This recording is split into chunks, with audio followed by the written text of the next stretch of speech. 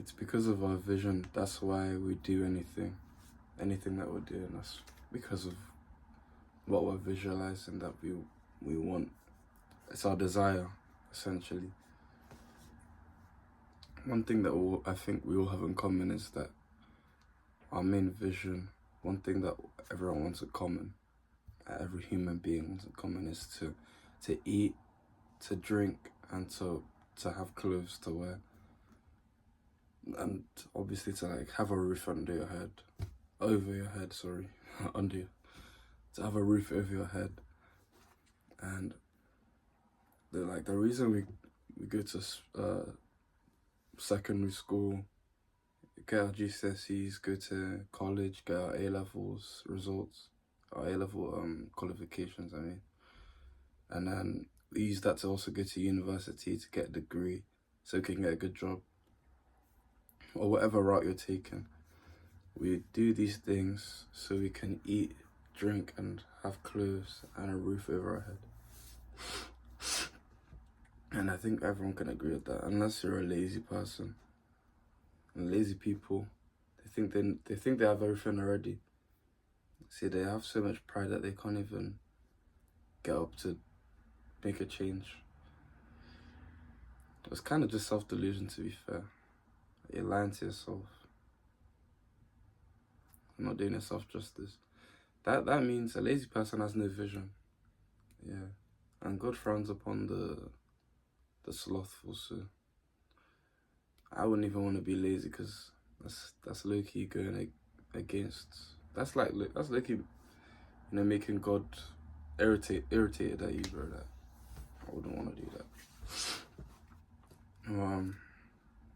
Everyone wants to have the same thing, right? And what it takes is your vision and how strong your vision is. See, it says in the Bible, you reap what you sow. So the harder you work, the more you can eat, drink, and have clothes. And I'd say the easier you'd be able to get these things. And that's why we work hard, especially in uni, at our jobs.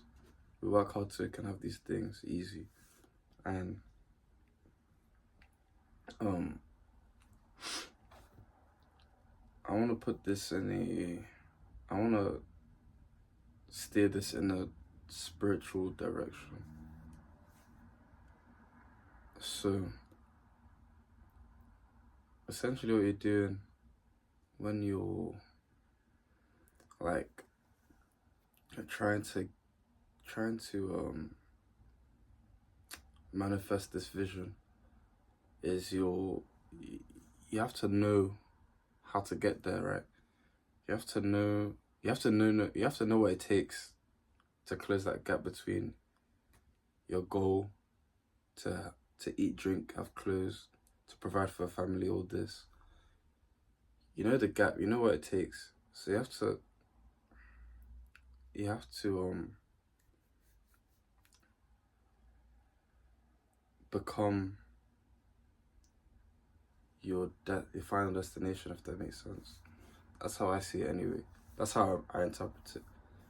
You have to make it clear to your physical and to your internal that you're already there, you know what I mean? Even though realistic, like maybe to someone else who haven't reached whatever point you're talking about you want to reach, but you do the things that a person that's already there would be doing. Be consistent. Don't chase the destination you want, or else it'll be like, oh, I'll do this soon, I'll do this later. You have to do it as if you've got it already, you know what I mean? You have to believe in yourself, essentially. And especially if you've prayed about it to God.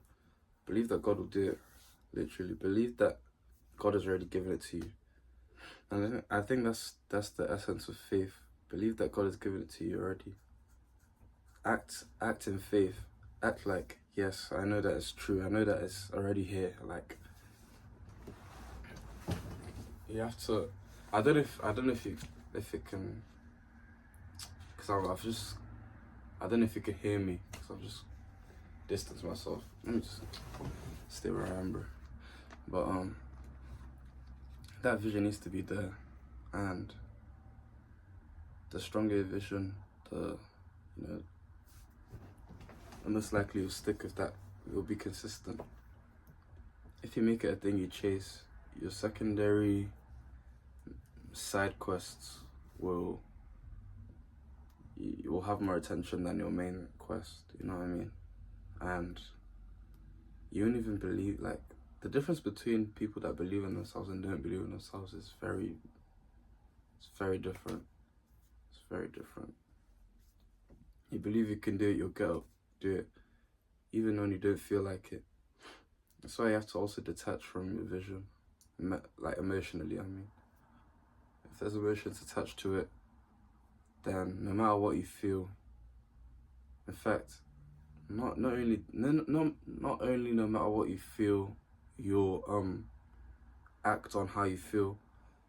You'll also only want to do what needs to be done based on motivation. Yeah. You have to detach yourself from the main goal. It could be to become a millionaire, become a musician, gain muscles in the gym.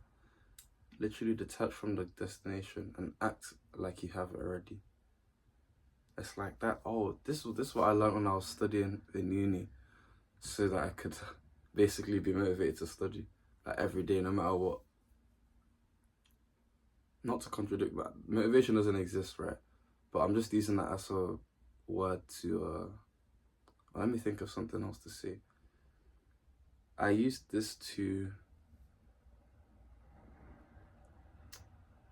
get myself through the studying.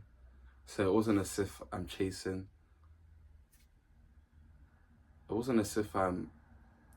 forcing myself. If that makes sense. Because at some point, right, because I used to hate studying, reading books. At some point, it felt like, this is fine, like, it's okay. This is what I'm doing. This is me. It felt like that. So what I did essentially was, I almost lost train of thought. Instead of trying to be the top of the class, I acted like I was the top of the class. I did what a top of a class student would do. So what does a top class student do? They study every day, read every day, they enjoy what they do. They keep up with their homework. They don't miss deadlines. They don't come close to missing deadlines. What else do they do? They go to their lectures on time, or even 5 minutes early. They speak to the lecturers, ask questions. They ask for help when they need it, because they want to fill in the gaps. What else do they do? They research on topics that they're struggling with. They don't leave things out. They eat healthily. They sleep on time. What else do? They don't go out partying all the time. Definitely. They don't prioritize social time over study time. They go to the library to concentrate sometimes. I mean, I personally don't go to the library. I like to do things in the man cave, bro. I can't believe I said that. I do things in my room, because I can focus better when there's no people. But yeah, you have to take the steps as if you know it already, as if you're there already. And another example I wanted to mainly use to also back up the spiritual side of things is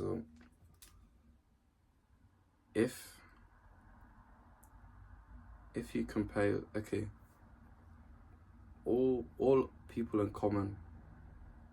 have in common is to eat, drink, and have clothes. Unbelievers and believers in Christ alike. And the one thing that will separate you from the believers and unbelievers, right, is what you both, what vision you have. When your eyes are on God only, and you keep God's laws, when you seek Jesus, Jesus will give you all these things automatically as a believer.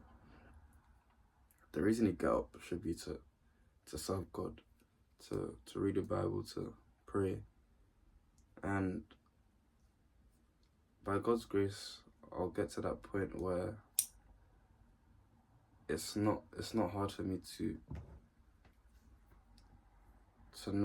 know exactly what I need to do, because I'm still, for some reason, praying is not that it's more difficult, but I feel like I want to pray and for it to have meaning. Not that I don't pray and it doesn't have meaning. I do pray and then I connect with God. But like, that's not the case every single time I want to pray. Let's say I wake up, I want to pray. Like, I'll just be praying, thank God for today, help me for today. Like, I don't know what to pray about. So, well, usually if I open my Bible, read my devotion, read my Bible, then I'll have something to pray about, to pray towards maybe. And that's the extent of how it is. I guess I pray throughout the day, to be fair. Like, I talk to God throughout the day, like, oh God, help me do this, or like, oh God, this happened. I don't know what to do, like, throughout the day. Yeah, well, we're all learning by God's grace. I'll update you guys on how that's going. That's what I want to say. Manifest your desires, because our actions are determined on our desires and reason. And also, the one main thing that I truly believe will help you to get to where you want to be is to seek God first, and he'll teach you what you need to know. He'll put in your heart what you need to know, and he'll give you strength to stay consistent.